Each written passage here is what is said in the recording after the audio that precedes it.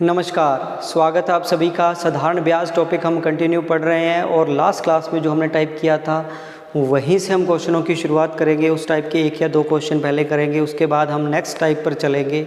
Allegation method के जो साधारण ब्याज में हमें क्वेश्चन पूछे जाते हैं, हम आज की क्लास में वो चीज़ भी सीखेंगे। तो पहले जो लास्ट क्लास में हमने सीखा था उसी पर दो क्वेश्चन, अच्छे लेवल के क्वेश्चन हम करते हैं। जैसे क्वेश्चन हमारे पास है 17 नंबर की, एक व्यक्ति ने 18,800 रुपये 3 वर्ष के लिए 6% की दर से, 4 वर्ष के लिए 7% की दर से और शेष समय के लिए एक निश्चित दर से जमा करवाए। यदि 11 वर्ष बाद उसे 14,288 रुपये ब्याज मिला तो शेष समय की दर बताओ। पिछली क्लास में भी मैंने आपको कहा था कि इस तरीके से जो भी क्वेश्चन आए तो आप टाइम और रेट अलग अलग लिख लीजिए। जैसे 3 वर्ष के लिए जो दर है उसकी वो कितनी है, 6% है। फिर नेक्स्ट 4 ईयर के लिए जो रेट है वो उसके पास कितनी दे रखी है, 7%। और शेष समय के लिए एक निश्चित दर है। समय इसने दे रखा है कितना है, 11 वर्ष। अगर समय 11 वर्ष है तो 7 वर्ष ये हो चुके हैं, बचे कितने हैं, सिर्फ 4 वर्ष। बचे हुए 4 वर्ष का जो रेट है वो हमें क्या करना है, फाइंड करना है। एक बात हमें पता है कि यहाँ से जो ब्याज मिल गया वो कितना मिल गया, 6 या 18%। यहाँ से जो ब्याज मिल गया 7 चौका 28%। और यहाँ से जो ब्याज प्राप्त होगा इन तीनों का जोड़ कुल जो ब्याज होगा उसके बराबर होगा। ये बात हम समझ चुके हैं आसान लेवल के क्वेश्चन से। अब हमने ये देखना है कि 18,800 रुपये की राशि से जो 14,288 रुपये ब्याज प्राप्त हुआ है वो एक्चुअल में कितना परसेंट है। तो ये इजीली हम निकाल सकते हैं कि 14,288 18,800 का कितना प्रतिशत है।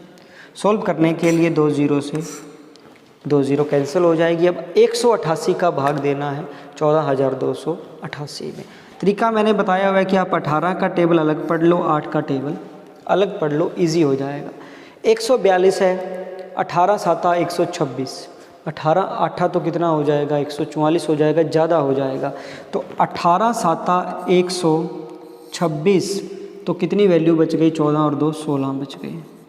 और अगर जिसकी गुणा इस 18 से किया उसकी गुणा ही इस 8 से करेंगे और एक डिजिट इधर बढ़ा देते हैं तो 7 8 56 इससे माइनस करेंगे तो वैल्यू रह गई 112। अब हमें पता है कि 18 छिका 108 होता है, बच गई वैल्यू कितनी, 4 और 8 इधर है, 48 है और 8 छिका 48, यानी किस पर कट गया, 76 पर कट गया। अगर कोई बच्चा इस डिवाइड को नहीं समझ पा रहा है तो मैं पहले भी आपको बता चुका हूँ कि डिवाइड कैसे करते हैं। ये इसी चैनल पर आप डिवाइड करने की जो वीडियो है उसको देख सकते हो। आपको जब चैनल पे जाओगे तो सबसे पहले डिस्प्ले में जो पहली वीडियो लगी होती है वहीं पर वो वीडियो आपको मिल जाएगी। 30 मिनट की वीडियो है, उसमें सब तरीके बताए गए हैं कि डिवाइड हम डायरेक्ट कैसे करते हैं। ठीक, तो 76% हमारे पास टोटल सिंपल इंटरेस्ट की वैल्यू आ गई।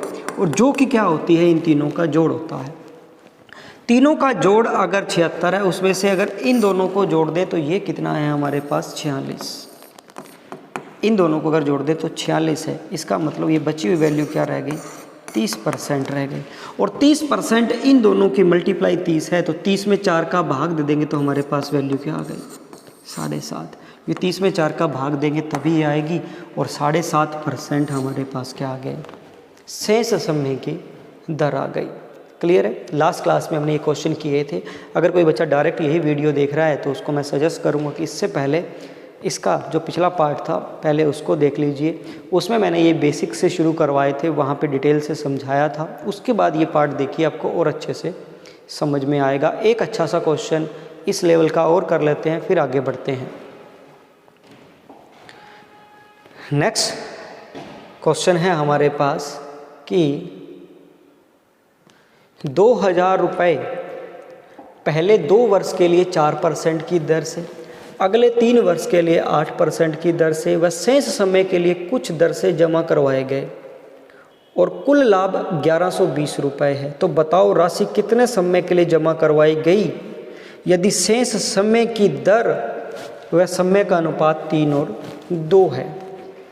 ये भी अच्छा क्वेश्चन है। तरीका वही है सेम कि टाइम और रेट लिख लीजिए। सबसे पहले 2 वर्ष रेट कितना है 4%। उसके बाद 3 वर्ष, रेट कितना है 8%। और शेष समय के लिए कुछ दर से जमा करवाए हैं। अब हमें इसका अनुपात दे रखा है दर और समय। देखो दर की वैल्यू और समय की वैल्यू क्या रखी, 3 और 2। समय बाद में लिखा हुआ है, मैंने समय पहले लिख दिया। तो समय की वैल्यू क्या है 2 और दर की वैल्यू क्या है 3। ये अनुपात है, ये दे रखा है। और हमें ये पूछा गया कि कुल कितने समय के लिए राशि जमा करवाई। ये ध्यान रखना, देखो मैंने टाइम पहले लिख लिया और यहाँ जो समय का अनुपात है वो बाद में। ये थोड़ा सा ध्यान रखोगे आप, कहीं गलती से उल्टा मत लिख देना इस चीज़ को।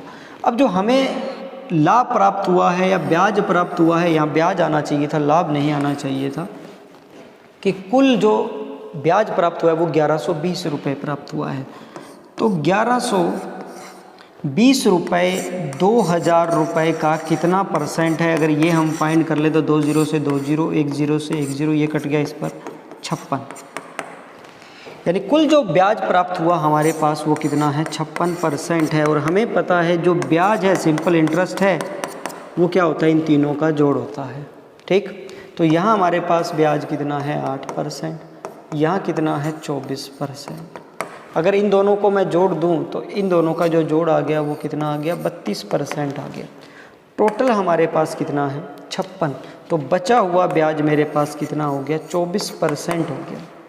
यानी इस समय और इस दर की गुणा 24 है और इनका अनुपात क्या है 2 और 3। तो 2 और 3 का तो गुणा 6 होगा। अगर ये 4 होगा तो ये कितना होगा 6, और 6 चौका क्या होगा 24, यानी 4 वर्ष हैं और दर कितनी है 6% है। ये पिछले क्वेश्चनों में भी मैं आपको समझा चुका हूँ। तो टोटल समय पूछा गया है, तो 3 2 5 और 4 9, तो टोटल हमारे पास आ गया 9 वर्ष। फिर से अगर कहूँ तो पहले 2 वर्ष था, बाद में समय 3 वर्ष है और फिर क्या है 4 वर्ष। तो टोटल कितनी वैल्यू आ गई 9 वर्ष आ गई। क्लियर है। मैं फिर से रिपीट करूंगा कि अगर कोई बच्चा डायरेक्ट ये वीडियो देख रहा है तो इससे पहले वाला पार्ट आप देखिए, ताकि इन क्वेश्चनों का आपका बेस बने और फिर आपको ये समझ में आएगा कि ये तरीका वहाँ कैसे लगाया था और यहाँ इसमें कैसे लगाया गया है। ठीक है, नेक्स्ट चलते हैं एलिगेशन मेथड पर। एलिगेशन मेथड आप सबको पता होगा कि जहाँ 2 अलग अलग वैल्यू दे रखी है और कंबाइंड वैल्यू बीच में रख दें तो वो हमेशा क्या बना देता है, रेशो बना देता है। देखते हैं क्वेश्चन किस तरीके के बनेंगे।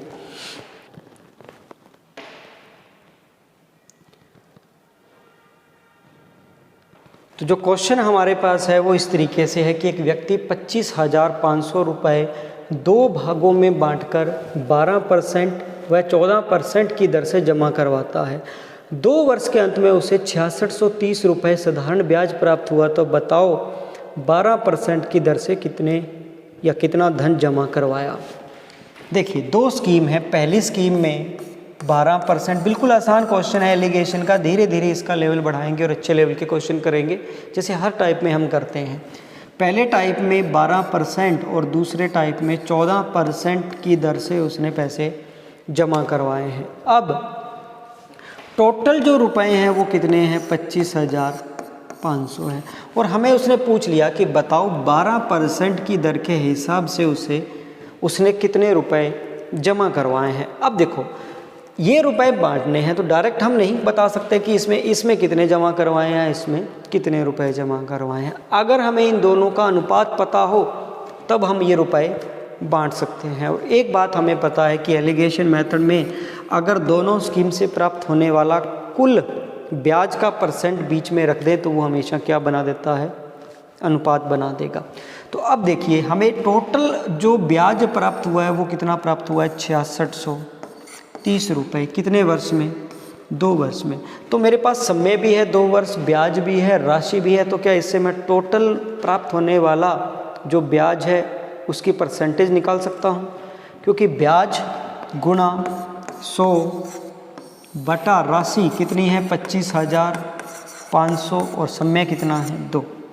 यहाँ से रेट आ जाएगा या परसेंटेज आ जाएगा, 2 0 से 2 0 कैंसिल हो गया। अगर 2 से इसको सोल्व कर दें तो 3315 आ जाएगा। ठीक है, ये वैल्यू आ गई। अगर इसको सोल्व करें तो ये वैल्यू कितनी है 255। इसको डिवाइड करें तो 255 1 255 यहाँ से तो 45 और जो 31 है जो वैल्यू रह जाएगी कितनी रह जाएगी 76।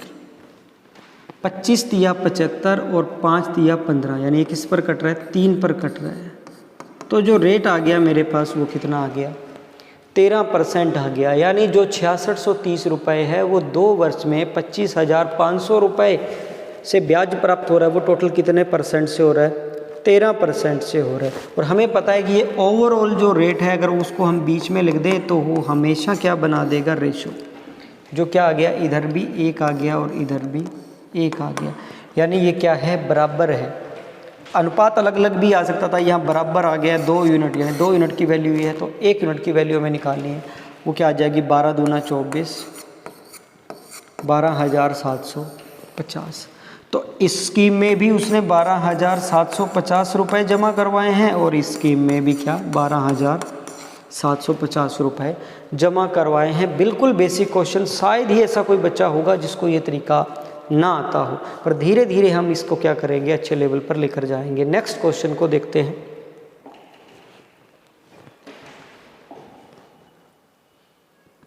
नेक्स्ट क्वेश्चन है कि एक व्यक्ति 60,000 रुपये का कुछ भाग 5% की दर से व शेष भाग 4% की दर से जमा करवाता है। यदि कुल वार्षिक ब्याज 2560 रुपये है तो दोनों भागों में जमा राशि का अंतर कितना है। देखो टोटल राशि हमारे पास है 60,000 और कुछ भाग 4% की दर से है और कुछ भाग 4% की दर से है। तो पहली स्कीम में जो मेरे पास है वो कितना है 5%। दूसरे भाग जो शेष भाग है वो कितना है 4% है। वही तरीका हमारे पास वार्षिक ब्याज दे रखा है, ब्याज दे रखा है 2560 गुणा 100 बटा मूलधन दे रखा है हमारे पास 60,000 और वर्ष क्या दे रखा है 1। यहाँ से फिर हमें ब्याज मिल जाएगा। अगर इसको सोल्व करें तो 3 0 से 3 0 कट गया। अब इसको सोल्व करें तो 60 से देखने से पता लग रहा है ये 6 से वैल्यू नहीं कट रही, तो ये प्रॉपर सोल्व नहीं होगा। और किसी वैल्यू से इसको सोल्व कर लेते हैं अभी, तो ये 2 से सोल्व हो जाएगा। पहले अगर इसको सोल्व करते हैं तो 30 आ जाएगा और इधर सोल्व करते हैं तो 12 दूना 24 128 आ जाएगा। फिर 2 से सोल्व होगा तो 64 आ गया और बटा कितना आ गया 15 आ गया। कभी भी ऐसा तरीका आए तो हमने पॉइंट में नहीं जाना है, यानी यहाँ से जो मुझे ब्याज प्राप्त हुआ है वो क्या हो गया 64 बटा 15% हो गया। अब आप देखोगे कि ये आगे सोल्व नहीं हो रहा, तो जो बीच में वैल्यू लिखनी है वो हमेशा भिन्न में लिखोगे। कभी भी इसके पॉइंट में आपने नहीं जाना। अगर पॉइंट में चले गए तो ये क्वेश्चन सोल्व नहीं होगा, ये लेंथी हो जाएगा और आप इसमें सिर्फ और सिर्फ उलझ के रह जाओगे। क्यों? क्योंकि ये प्रॉपर वैल्यू नहीं आएगी, ये रिपीटिंग नंबर आएगा। ठीक है, ये रिपीटिंग नंबर आएगा, उस वजह से हम इस क्वेश्चन को फिर सोल्व नहीं कर पाएंगे। इसलिए हमेशा यहाँ क्या लिख देंगे 64 बटा 15%। अब एक बात हमें पता है कि हम इन तीनों को सेम संख्या से गुणा कर सकते हैं। तो अगर मैं इधर 15 की गुणा इधर 15 की गुणा कर दूं और इधर भी 15 की गुणा कर दूं तो मान में कोई भी फ़र्क नहीं रहेगा। तो अगर मैं 15 से गुणा करता हूं तो पहली स्कीम में जो वैल्यू आ जाएगी वो 15 5 75, दूसरे स्कीम की जो वैल्यू आ जाएगी वो 15 चौका 60 और तीसरे की जो वैल्यू आ जाएगी वो कितने आ जाएगी 64, क्योंकि 15 से 15 क्या हो जाएगा कैंसिल हो जाएगा। अब देखिए, अब हमारे लिए इसका जो रेशो है वो बनाना आसान रहेगा। अब हम इजीली इसमें इन दोनों का जो अंतर है वो कितना हो जाएगा 11 और इन दोनों का जो अंतर है वो कितना हो जाएगा 4, यानी पहली और दूसरी स्कीम का जो अनुपात है वो क्या हो जाएगा 4 और 11। टोटल वैल्यू कितनी आ गई 15 आ गई। अब हमसे जो पूछा गया है वो राशि का अंतर पूछा गया है। राशि हमारे पास है कितनी 60,000 है, यानी 15 यूनिट की वैल्यू 60,000 है तो 1 यूनिट की वैल्यू 15 चौका 60, यानी क्या आ गई 4,000 आ गई। और जो अंतर है, हमें राशि का अंतर पूछा गया, अंतर कितना यूनिट है 7 यूनिट है। 1 यूनिट की वैल्यू 4,000 तो 7 यूनिट की वैल्यू है 7 चौका 28,000, यानी इन दोनों राशि में जो डिफरेंस है वो कितना है 28,000 है। क्लियर? यानी कि रेशो बनाना है, उसके लिए हम कौन सा मेथड लगाएंगे एलिगेशन मेथड लगाएंगे और उसके बाद हम इस चीज़ को आगे सोल्व कर देंगे। तो ये इस क्वेश्चन का आंसर था। फिर से आसान क्वेश्चन था, धीरे धीरे इसका हम लेवल बढ़ाएंगे। नेक्स्ट क्वेश्चन देखते हैं कि कौन सा है। एक व्यक्ति ने 14,000 रुपये की राशि 8% और 5% की दर से 2 भागों में बांट के जमा करवाई। यदि 3 वर्ष का ब्याज 2370 रुपये प्राप्त हुआ तो पहली स्कीम का 66 सही 2/3% और दूसरी स्कीम का 27 सही 3/11% का योग कितना होगा। देखिए तरीका वही है, स्कीम जो पहली है उसमें कितना है 8%, दूसरी स्कीम है उसमें कितना है 5%। सबसे पहले मेरे पास कंबाइन वैल्यू होनी चाहिए कि इन दोनों का जो अंतर बना सके और राशि का क्या बना सके, अनुपात। तो उसके लिए जो मेरे पास ब्याज है वो कितना है 2370, ब्याज गुणा क्या होगा 100 बटा मूलधन जो मेरे पास है वो कितना है 14,000 और समय कितना है 3 वर्ष। इसे सोल्व करना है तो 3 0 से ये 3 0 कैंसिल हो गया, यहाँ से 12 है तो 3 से कटेगा, 7 तिया 21 और 9 तिया 27। अब यहाँ 79 आ गया बटा 14 है, क्या ये दोनों सोल्व होंगे? नहीं होंगे। अगर ये सोल्व ना हो तो इसको 79/40% ही रखना है, सोल्व नहीं करना है। सोल्व ये अपने आप आगे जाकर कंपेयर होकर हो जाएगा, ये वैल्यू है। तो अभी हमने समझा था कि इस केस में हम क्या करेंगे, सब साइड 14 की क्या कर देंगे, गुणा कर देंगे। इधर भी 14 की गुणा कर देंगे, इधर भी 14 की गुणा कर देंगे, इस तरीके से। ठीक, तो पहली स्कीम में जो हमारे पास वैल्यू आ जाएगी वो 14 8 कितना आ जाएगा 112। यहाँ क्या आ जाएगा 14 5 70 और यहाँ क्या आ जाएगा हमारे पास 79, ये आ जाएगा 8% और ये कितना था 5%। अब अगर इसको कंपेयर करें तो यहाँ से अंतर करें तो ये कितना है 9 और इधर से अगर अंतर करें तो 21 और ये कितना आ गया 33 आ गया। क्लियर है?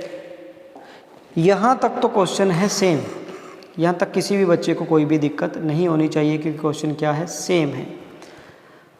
अब अगर इसका अनुपात बनाएं तो 3 से ये वैल्यू कट जाएगी, 3 से कटने के बाद ये कितना आ जाएगा 3 तिया 9 और 11 तिया 33, टोटल वैल्यू कितनी आ गई 14। और हमारे पास जो वैल्यू दे रखी है वो कितनी दे रखी है 14,000 दे रखी है। तो 1 यूनिट की वैल्यू कितनी आ गई 1000 आ गई। अब बात यह है कि अगर डायरेक्ट उसने राशि पूछी होती तब तो 1000 की गुणा ये पूछता तो इससे कर देता, ये पूछता तो इससे कर देता, अंतर पूछता तो अंतर से कर देता। पर पूछा क्या है, इसने ये पूछा है कि पहली स्कीम का 66 सही 2/3 और दूसरी स्कीम का 27 सही 3/11% का योग कितना होगा। तो पहली स्कीम का 66 सही 2/3% होता क्या है, टोटल कोई राशि का भिन्न कितनी होती है 2/3।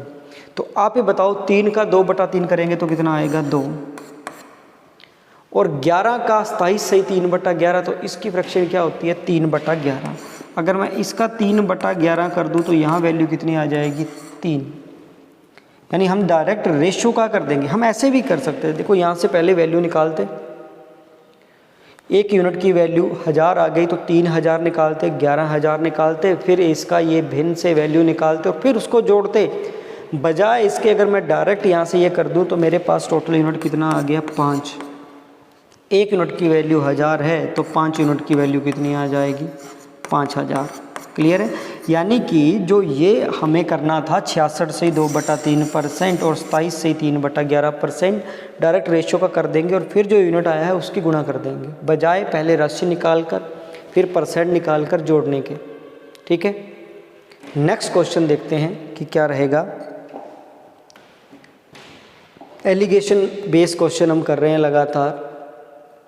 22वां क्वेश्चन है कि एक व्यक्ति ने 15,000 रुपये की राशि का कुछ भाग 5% की दर से 3 वर्ष के लिए व शेष भाग 6% की दर से 2 वर्ष के लिए जमा करवाया। यदि उसे कुल 2100 रुपये ब्याज प्राप्त हुआ तो 3 वर्ष के लिए उसने कितने रुपए जमा करवाए। अब तक जो क्वेश्चन किए थे, जो पिछले 2 या 3 क्वेश्चन थे, वहाँ क्या था, सिर्फ दर दे रखी थी। यहाँ दर भी है और समय भी है। जैसे यहाँ से 5% की दर है 3 वर्ष के लिए, तो पहली स्कीम में 5% की दर से 3 वर्ष में जो ब्याज मिल जाएगा वो कितना हो जाएगा, 15% हो जाएगा। और शेष भाग 6% की दर से 2 वर्ष के लिए है, तो इसमें जो ब्याज हो जाएगा हमारे पास वो कितना हो जाएगा, 12% हो जाएगा। क्लियर? यानी दोनों में समय और दर दे रखा है, तो वहाँ 5 दिया 15, यहाँ 6 दूना 12% हमें कुल ब्याज मिलेगा। टोटल जो हमें ब्याज मिल रहा है वो कितना मिल रहा है, 2100 रुपये प्राप्त हो रहा है। यानी 2100 रुपये जो ब्याज है वो 15,000 जो राशि है उसका कितना परसेंट है ये चेक कर लेंगे। तो 3 0 कैंसिल हो गई, ये 15 से यहाँ से कट जाएगा तो कितना आ जाएगा, 14 पर कट गया। यानी टोटल ब्याज मेरे पास आ गया कितना, 14% आ गया। यानी कुल ब्याज दे रखा है, वहाँ समय नहीं दे रखा। तो अब हमारे पास जो अंतर आ गया, इधर 1 आ गया और इधर क्या आ गया, 2 आ गया। टोटल यूनिट 3 है, 3 यूनिट की वैल्यू जो टोटल राशि मेरे पास है वो कितनी है, 15,000। तो 1 यूनिट की वैल्यू मेरे पास कितनी आ गई, 5,000। 1 यूनिट की वैल्यू 5,000 है। हमसे पूछा गया है कि 3 वर्ष के लिए कितने रुपए जमा करवाए गए। तो 3 वर्ष वाली स्कीम ये थी ना, वो ये कितनी थी, 2 वर्ष, क्योंकि यहाँ देखो 5 दिया 15 किया था और ये 6 दूना 12, तो 3 वर्ष की स्कीम थी। तो इसका यूनिट कितना है, 2। तो 2 यूनिट की वैल्यू पूछी गई है। 1 यूनिट की वैल्यू 5,000 है, तो 2 यूनिट की वैल्यू कितनी हो जाएगी, 10,000। और 10,000 इस क्वेश्चन का क्या हो जाएगा, आंसर हो जाएगा। ठीक है, तो सिंपल एलिगेशन मेथड लगाना है और आंसर करना है। देखते हैं इसमें और कैसे क्वेश्चन बन सकते हैं। नेक्स्ट क्वेश्चन हमारे पास है,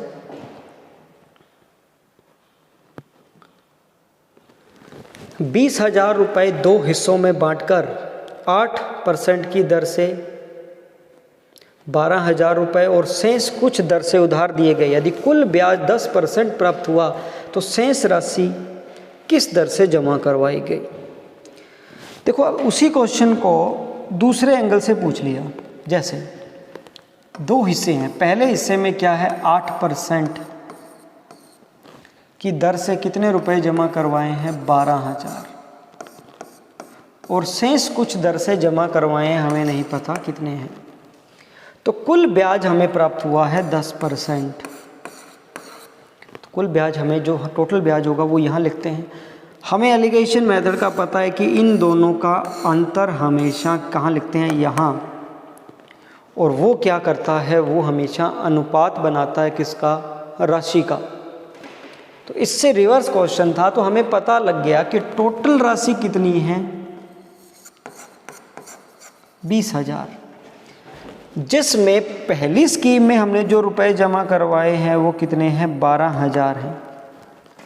तो टोटल 20,000 रुपये हैं। अगर पहली स्कीम में 12,000 रुपये जमा करवा दिए तो क्या दूसरी स्कीम में 8,000 रुपये जमा होंगे क्या? अगर इसका रेशो देखा जाए तो हम कहेंगे 4 दूना 8 और 4 तिया 12। जो रेशो आएगा वो 3 और क्या आएगा, 2 आएगा। और यहाँ से हम देख रहे हैं कि इन दोनों का अंतर कितना है, 2। इन दोनों का अंतर होगा वो इसका रेशो ही तो होता है। तो ये 2 है, तो इधर जो अंतर आना चाहिए वो कितना आना चाहिए, 3 आना चाहिए। देखो रिवर्स, अगर यहाँ से हम अंतर बना के अनुपात बना रहे हैं, मैं ये मान रहा हूँ क्योंकि हम साधारण ब्याज में एलिगेशन मेथड कर रहे हैं। अगर यही हम करते औसत में, मिश्रण टॉपिक में, तो हम इस मेथड को बहुत डिटेल से समझते। तो मैं ये मान के ही चल रहा हूँ कि आपको एलिगेशन मेथड आता है, तो यहाँ इसका हम उतना यूज़ कर रहे हैं। ठीक है, डायरेक्ट, क्योंकि हम इस चीज़ को यूज़ करते हैं कौन से, रेशो में, मिश्रण में, औसत में, वहाँ डिटेल से इस चीज़ को हम पढ़ते हैं। तो ये रेशो बनाएगा तो एक बात हमें पता ही है कि एक वैल्यू अगर इससे कम है तो दूसरी वैल्यू इससे क्या होगी, ज़्यादा, क्योंकि इन दोनों का अंतर 3 है। तो अंतर तो देखो 13 और 10 का अंतर भी 3 होगा और 7 और 10 का अंतर भी 3 होगा, पर हमेशा इससे एक वैल्यू कम होगी, एक वैल्यू ज़्यादा होगी। इसका मतलब जो आंसर है वो कितना आएगा, 13% आएगा। यानी सेकेंड स्कीम में जो पैसे जमा करवाए गए हैं या जो पैसे दिए गए हैं वो क्या हैं, 13% की दर से है। क्लियर? एक क्वेश्चन इसमें हम और कर लेते हैं, उसके बाद हम इस चीज़ को कंटिन्यू करेंगे नेक्स्ट वीडियो में। नेक्स्ट जो क्वेश्चन हमारे पास है वो है कि एक व्यक्ति ने 30,000 रुपये का एक भाग 12% की दर से व दूसरा भाग 10% की दर से उधार लिया। यदि 2 वर्ष के बाद वह इतने रुपये राशि चुकाता है तो 12% की दर से कितने रुपए उधार लिए। देखो यहाँ भी उसी बेस पर ये क्वेश्चन है कि एक भाग, पहला जो भाग है वो क्या है 12% की दर से, दूसरा जो भाग है वो कितना है 10% की दर से। अब रुपए कितने उधार लिए हैं 30,000 रुपये और 2 वर्ष बाद वो चुकाता कितना है 36,480।